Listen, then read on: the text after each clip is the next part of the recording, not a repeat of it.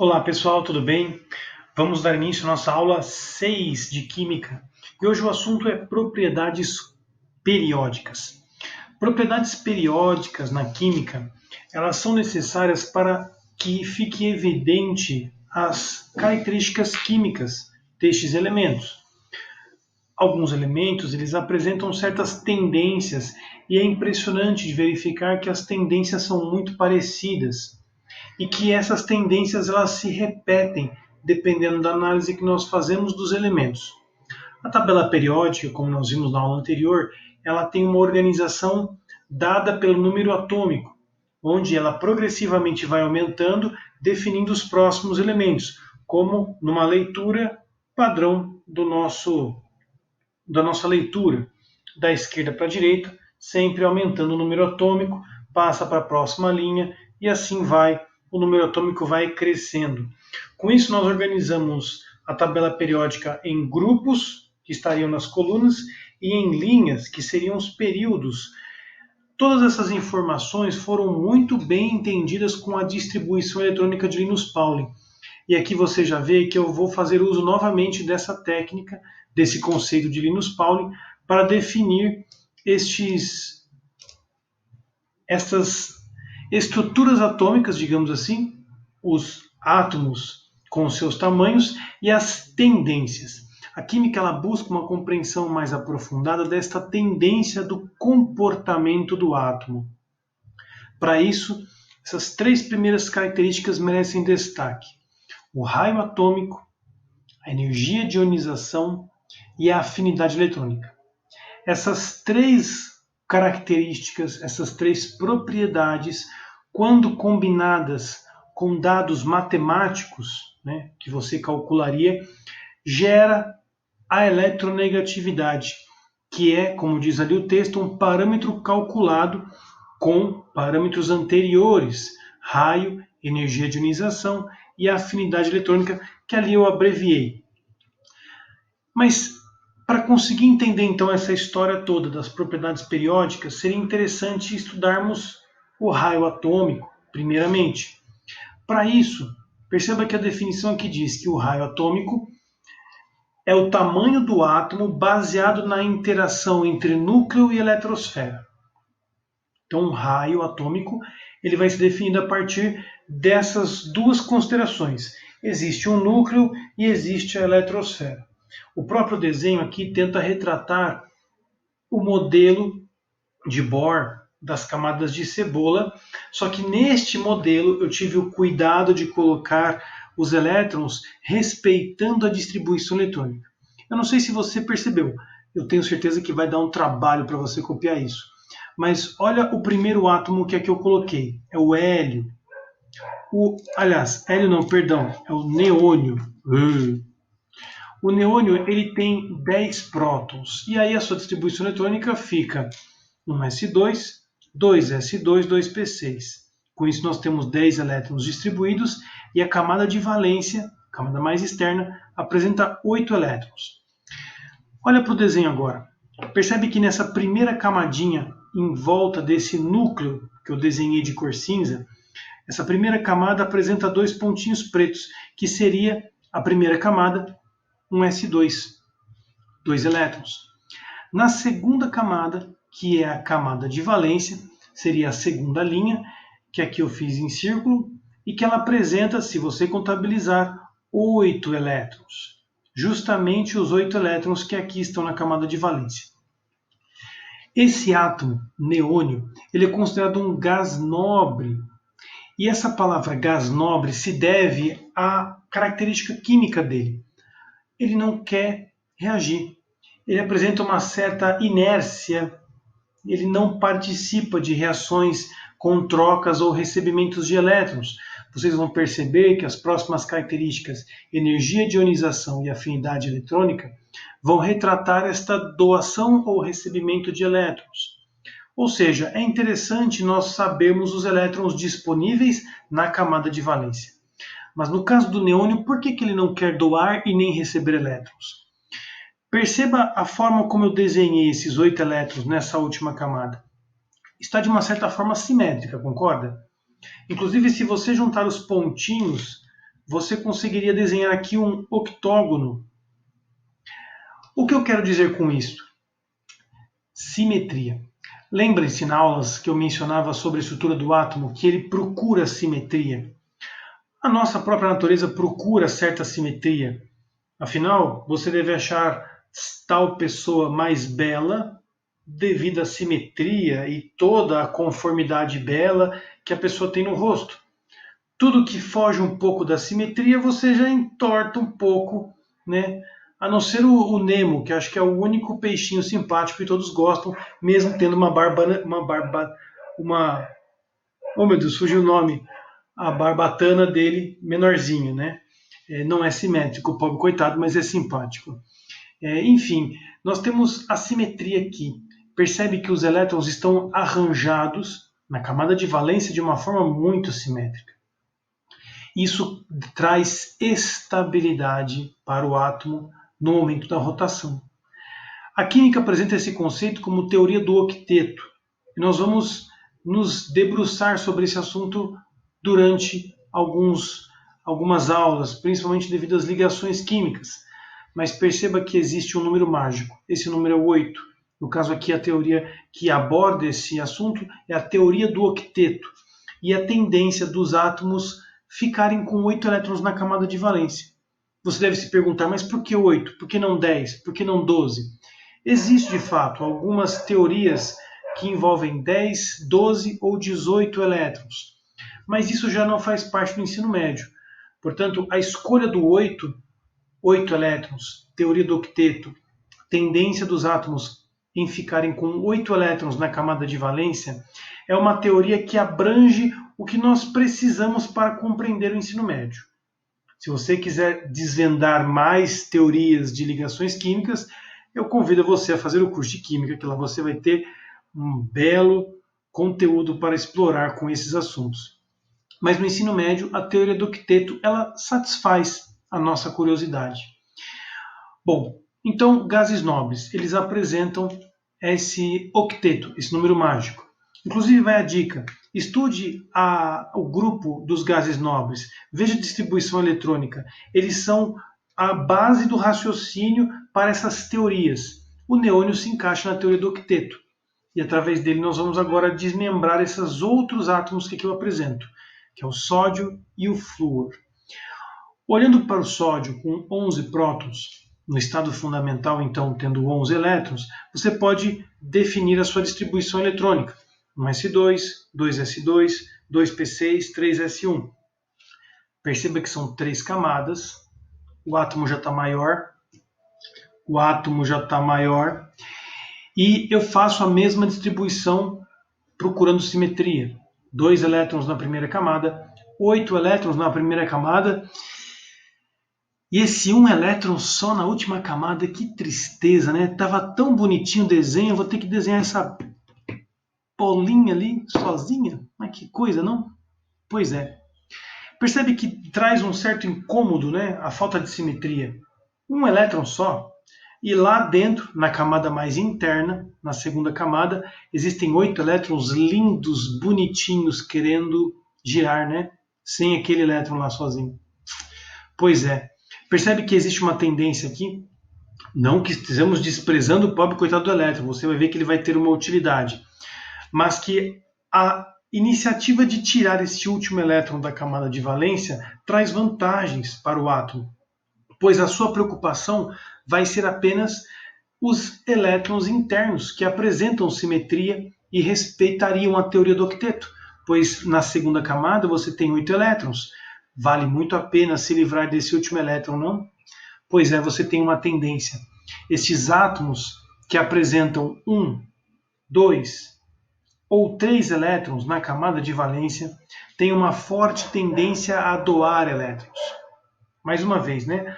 Elementos químicos que apresentam 1, 2 ou 3 elétrons na camada de valência vão se desfazer desses elétrons. No caso, o sódio apresenta uma característica química, que é metal alcalino. E isso vai se repetir com todo elemento químico que tenha um elétron na camada de valência. Por isso ele é definido naquele grupo, o grupo 1A. a sua energia de ionização seria uma energia que um técnico no laboratório pode medir, um químico, um físico, que é a energia necessária para arrancar esse elétron.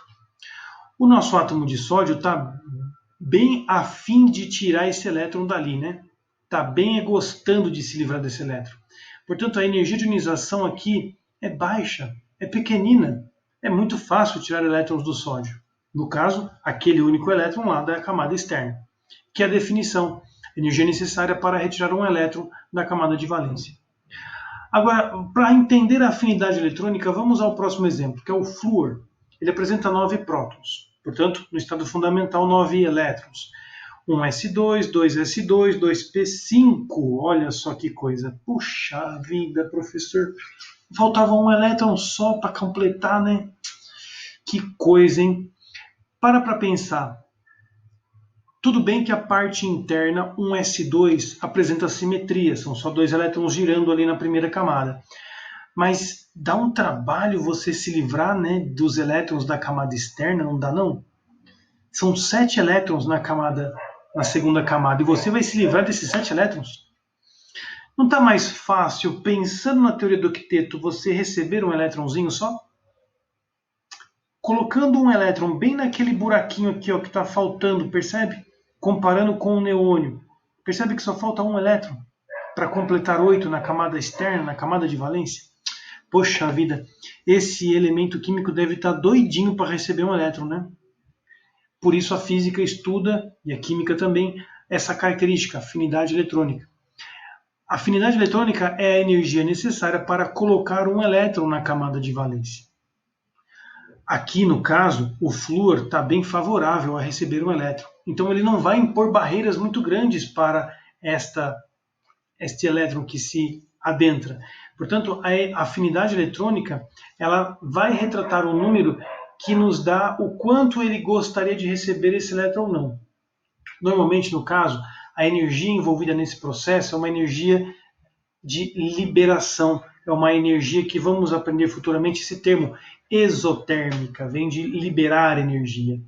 Como se ele estivesse estressado com aqueles 7 elétrons na camada de valência, aí ele recebe um elétron e fica feliz, rodando com o seu octeto, mas agora com uma carga. Nós aprendemos nas aulas anteriores que, inclusive, a diferença entre prótons e elétrons define a carga. Na tendência do sódio, perdendo um elétron, o sódio tornar-se-á um cátion, positivo 1. No caso do flúor, ao receber um elétron, ele, o elemento de flúor, recebendo um elétron, tornar-se-á ânion, com uma carga negativa. Com isso nós já conseguimos até imaginar as próximas aulas. Mas com esses exemplos eu consigo explicar para vocês rapidamente o que seria o raio atômico. E percebe que o raio atômico depende da eletrosfera? Quanto mais camadas, maior é o elemento químico, maior é o átomo. E no caso, quando você tem um elétronzinho na camada de valência, você tem uma tendência em doar elétrons. E eu posso medir isso com energia de ionização. Pensa a dificuldade de você tirar o elétron do flúor. Pensa a dificuldade de tirar um elétron do neônio. O neônio já está feliz da vida. O que você quer tirar um elétron meu aqui? Já estou com o octeto, sai fora. Então, percebe que do sódio para o flúor vai aumentar a dificuldade. Vai aumentar a energia necessária para tirar o elétron. Do flúor para o neônio, então, nem se fala. O neônio não vai deixar mesmo. Vai impor uma barreira energética muito grande. Agora, vamos pensar no contrário. Vamos colocar um elétron no sódio. Ele está afim de receber um elétron? Não, né? Está nada afim de receber um elétron. Ele está querendo doar. Agora passa para o neônio. Você acha que ele está afim de receber um elétron? Não, né? Ele está com octeto, gente. Para que ele quer um elétron? Agora olha para o flúor. Está bem afim de receber um elétron, né? Pois você vê que tem ali um buraquinho para completar o tal do octeto. Percebe que para tirar ou para colocar elétrons, tudo se baseia no bendito do octeto, que tem a ver com a simetria da rotação e o conforto de girar esses elétrons ao redor do núcleo. Combinando esses parâmetros, os físico-químicos derivaram fórmulas, que não vale a pena para nós estudarmos, que calculavam a combinação de todas essas propriedades que define a eletronegatividade. A eletronegatividade nada mais é do que um parâmetro que retrata a tendência em receber elétrons. Eletronegatividade me dá que eu quero um elétron. O flúor, no caso, é o átomo mais eletronegativo. O mais ladrão de elétrons que existe não tem. É o flúor. Agora, para resumir essas propriedades utilizando a tabela periódica, vale a pena nós fazermos algumas análises em período e em grupo. Vamos logo abaixo aqui na minha apresentação, onde eu coloco aqui um resumo dessas tendências. Então, nós temos aqui o raio atômico. Deixa eu já deixar tudo, que o desenho de cima vocês já tiveram, né? O raio atômico. Olhando para aqui a nossa tabelinha, você tem uma tendência em aumentar. Ele aumenta da direita para a esquerda, de cima para baixo. Nesse quadrinho você mentalize a tabela periódica, ok? Então, toda vez que você pega na mesma linha, você tem um aumento do raio da direita para a esquerda, de cima para baixo. De cima para baixo é mais fácil compreender, porque conforme você vai descendo na tabela periódica, vai aumentando o período, vai aumentando as camadas vão ficando cada vez maiores. Portanto, nenhuma dificuldade em compreensão de o raio aumentar para baixo. Agora, por que ele aumenta da direita para a esquerda? Quando você pega o número atômico, você sabe que o número atômico cresce ao contrário, né? Da esquerda para a direita.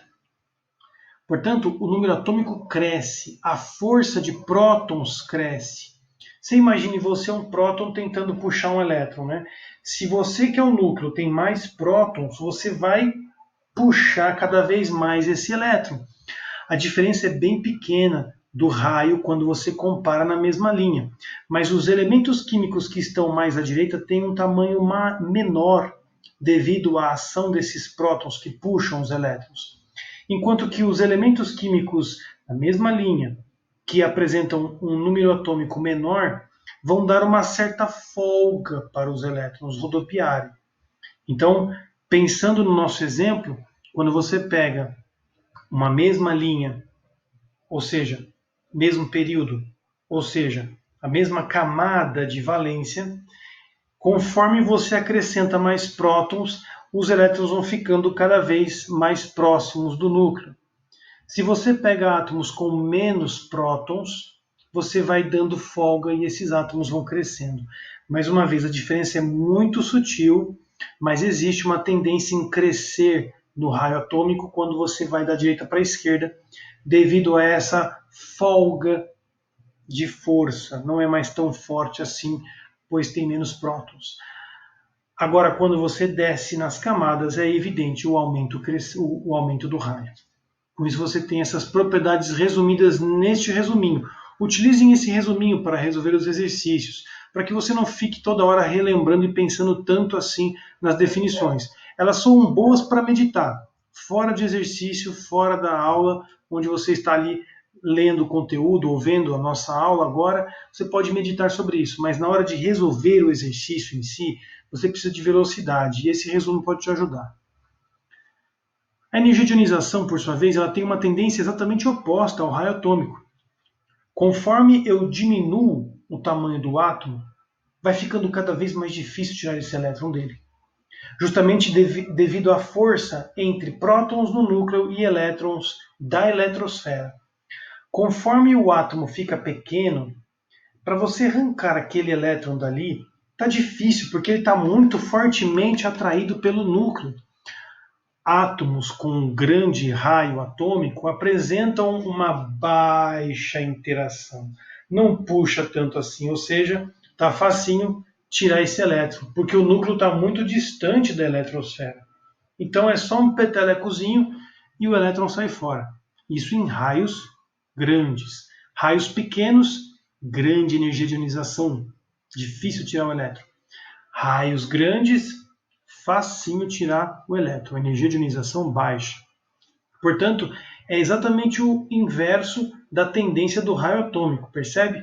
A energia de ionização ela cresce quando comparado os períodos de baixo para cima e cresce da esquerda para a direita nos níveis das colunas. uma vez que vai aumentando o número de prótons, percebe? Vai ficando cada vez mais difícil, cada vez maior a energia de ionização. Agora, a afinidade eletrônica, ela apresenta uma particularidade. Ela é semelhante à energia de ionização, mas apresenta aquele bloco preto. O que seria esse bloco preto? Esse bloco preto é um descartar dos gases nobres. Os gases nobres, eles não conseguem interagir com elétrons. O raio e a energia de ionização apresentam, né, os gases nobres apresentam respostas. Eu posso estudar o raio atômico de um gás nobre e eu posso tentar tirar o elétron de um gás nobre. Mas quando eu ofereço um elétron para o gás nobre, ele é snob, né? Ele é nobre e meio snob, né? Não estou afim, né? Não tem dados, não dá para tirar dados disso. Mas percebe que conforme o átomo é pequenininho, ele pega.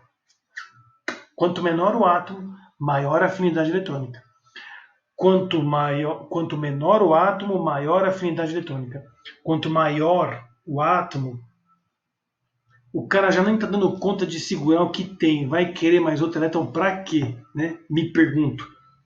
Então, essas tendências, percebe? Átomos pequenos é difícil tirar e é fácil dar para ele. Ele está muito afim. Então, a energia que vai ser liberada é grande no caso da afinidade eletrônica. Percebe que a afinidade eletrônica ela tem um parâmetro de energia liberada. Então, por que é grande a afinidade eletrônica? Pois libera-se muita energia os átomos pequenininhos. Eles estavam sofrendo para girar os elétrons na sua eletrosfera. Quando recebem um elétron, eles, relaxam com uma grandiosidade que é o parâmetro afinidade eletrônica, uma energia liberada. Átomos pequenos, grande afinidade eletrônica. Átomos grandes, baixíssima afinidade eletrônica. Quando nós combinamos esses diferentes parâmetros, raio atômico, energia de ionização e afinidade eletrônica, nós geramos essa interpretação que é a eletronegatividade, que apresenta esse resumo, mas que eu não gosto muito dele, porém isto é, didaticamente falando, muito clássico, portanto seria um pecado meu não apresentar essa tabela, que é um resumo rápido. Percebe que tem uma certa coincidência com a afinidade eletrônica, mas todos os parâmetros que nós avaliamos está totalmente voltado ao raio. Átomos pequenos apresentam grande energia de ionização e grande afinidade eletrônica. Percebe que os átomos pequenininhos que estão aqui, logo, por exemplo, na família 7A, segundo período, que é o flúor, que é o átomo pequenino, tem uma grande energia de ionização, uma grande afinidade eletrônica, é o elemento químico mais eletronegativo. Linus Pauling fez um trabalho, além de outros, mas esse ficou mais famoso, calculando um parâmetro que retrataria a combinação dessas três características, raio atômico, energia de ionização e afinidade eletrônica. Com isso, ele cria apenas um parâmetro chamado eletronegatividade. O que esse parâmetro nos traz? A tendência em pegar elétrons. Eu quero esse elétron. Quem que quer o elétron? Um átomo pequeno, com grande energia de ionização, ou seja, difícil tirar, e uma grande afinidade eletrônica, ou seja, é fácil ganhar. Esse cara que difícil doa e pega com facilidade, e é um átomo pequeno, é um larápio, né? É um safado de um ladrãozinho sem vergonha de elétrons, é o flúor. Ele tem o parâmetro maior na eletronegatividade, é 4. E os parâmetros vão diminuindo conforme você vai olhando nessa filinha. Flúor, oxigênio, nitrogênio, cloro, bromo, iodo, enxofre, carbono, fósforo, hidrogênio. E aí vem uma série de elementos químicos para finalizar com os metais alcalinos, terrosos e alcalinos. Essa sequência eu prefiro que você memorize. Não memorize os números. Apenas nessa aula vai ser cobrada alguma interpretação que eu logo já vou falar. Mas memoriza comigo. Fui ontem no clube, briguei e saí correndo para o hospital. Fui ontem no clube, briguei e saí correndo para o hospital. von Chlorobris que pH. São frases idiotas, eu confesso, mas que ajudam a memorizar, né? E infelizmente ajuda mesmo, eu não tenho que reconhecer. Eu utilizo ela quase que sempre, principalmente quando nós temos que fazer algumas interpretações químicas. Eu preciso da eletronegatividade, meus caros. Portanto, é importantíssimo você entender que o flúor tem uma tendência grande de roubar elétrons, de ficar para ele. O oxigênio também. O nitrogênio também tem a sua grandeza, que merece seu respeito. Mas esses três principais, flúor, oxigênio e nitrogênio, serão muito explorados na química. Cloro, bromo e iodo fazem parte de um outro patamar de eletronegatividade, que até tem, mas não é assim tão expressiva. Depois entramos no enxofre, carbono, fósforo e hidrogênio, que já apresentam características bem mais baixas na eletronegatividade. Percebe que os metais estão lá no final? Lá no final, 0,7 é o último número da eletronegatividade. Com isso que é o Frâncio, inclusive. Com isso nós conseguimos perceber uma tendência bem discrepante, né? Existem átomos que querem muito elétrons e outros que não estão nem aí para ele. Até dão esses elétrons. Doando elétrons, recebendo elétrons. Tudo isso vai gerar as próximas aulas, que são as ligações iônicas e covalentes, pois os elementos químicos vão resolver o problema do seu elétron que está na camada de valência. Se você bem lembra, lá em cima, o sódio estava louco para dar um elétron e o flúor estava doidinho para receber, né? Que coincidência maravilhosa, não? A união entre esses dois elementos vai gerar a ligação iônica. No caso, na regra de Linus Pauling, você não vai precisar disso futuramente, mas nessa aula aqui eu peço que vocês possam se debruçar sobre esse assunto para compreender melhor. Quando a diferença na eletronegatividade é muito grande, existe uma tendência chamada ligação iônica entre esses elementos químicos, como eu mencionei, o sódio e o flúor. Já no segundo item que foi colocado aqui, quando essa diferença de eletronegatividade não é tão grande assim, você já tem caráter mais covalente, que é um compartilhar. Uma vez que os elementos não entraram num acordo, né? Na ligação iônica você tem alguém que está doido para dar elétrons e outro para receber os elétrons. Então, perfeito, fechou. Pega esse abençoado desse elétron aqui, porque eu não quero mais ele. Agora, na covalente, os dois elementos químicos, eles ficam assim, poxa, mas eu não estou tão afim de me livrar do elétron, sabe? Eu também não estou afim de me livrar dos meus. Então vamos entrar num acordo aqui, você fica um pouquinho com o meu, depois eu pego de volta e assim, beleza? Depois você me dá o seu e eu devolvo. E esse compartilhamento de elétrons leva o nome ligação covalente. Para você ter um dado matemático, basta fazer a seguinte conta. Pegue, por exemplo, um elemento, por exemplo aqui, metal alcalino terroso 1,5 e o flúor, que é 4. A diferença entre esses dois números, 4 menos 1,5, dá exatamente 2,5. É bem maior que 1,7. Portanto, a ligação será iônica. Agora, vamos pegar o flúor com o hidrogênio, ou não, vamos pegar o flúor com o cloro. Percebe que a diferença entre eles é 1, 4 e 3? Portanto, isso será uma ligação covalente entre flúor e cloro. Com isso, nós temos um dado matemático que ajuda a compreender melhor o mundo à nossa volta, baseado em alguns cálculos e algumas propriedades que são bem resumidas na tabela periódica. Essa é a nossa aula, espero que você tenha compreendido os conceitos. Qualquer dúvida, por favor, me procure para fixar bem esses conceitos que vão ajudar a compreender melhor a eletronegatividade. O fundamento básico desta aula é entender e compreender a eletronegatividade. Elementos que querem roubar elétrons com grande facilidade. Fui ontem no clube e briguei e saí correndo para o hospital. Essa é a tendência, essa é o intuito. Decorar essa filinha de elementos. Fico por aqui. Até a próxima, pessoal.